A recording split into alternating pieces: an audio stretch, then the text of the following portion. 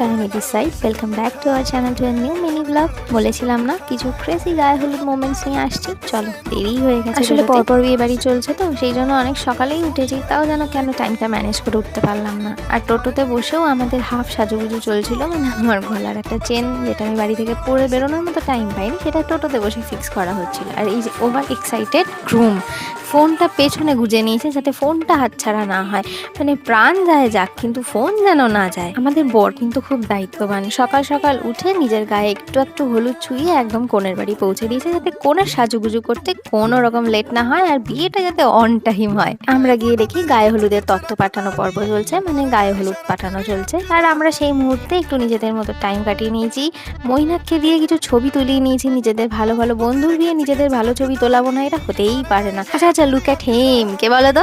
আমার শ্বশুর মশাই, সেও কিছু ভালো ভালো ছবি তুলিয়ে নিয়েছে।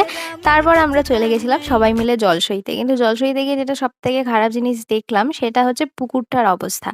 এত সুন্দর একটা পরিষ্কার পুকুর মানুষজন মিলে কি হারে যে নোংরা করেছে, দেখলে সত্যিই কষ্ট লাগে। আসলে কি বলতো, একজন দুজন সচেতন হলে না হয় না, সবাইকে যৌথভাবে কাজটা করতে হয়, না হলে এইরকমই একটা পরিস্থিতি দাঁড়ায়। পুকুরের জল এতটাই নোংরা ছিল যে জাস্ট ওই নিয়ম রক্ষার্থে জলটা তোলা হয়েছিল, বাকি কিন্তু বাড়ির কলের জল দিয়েই বরকে স্নান করানো হয়েছিল। আর এই যে বলেছিলাম না সারা বিয়েতে সৌভিকদা খালি নেচেই গেছে, আসলে কিছুই না, বিয়ের পর তো এমনিই নাচতে হবে, তার প্রিপারেশনটা আগে থেকে করে নিয়েছে। না না, লাস্টে তো ছেলে কিছু না পেয়ে নিজের মাকেই করে তুলে নাচতে শুরু করে দিয়েছে, যেহেতু কাকিমা নাচছিল না। আচ্ছা, আরো দুজনের সাথে পরিচয় করিয়ে দিই, এই হচ্ছে মৈনাক আর অনুরাগ।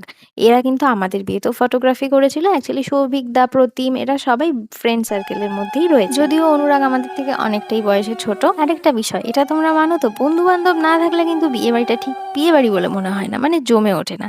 তার কারণটা কিছুক্ষণ বাদেই তোমরা দেখতে পাবে।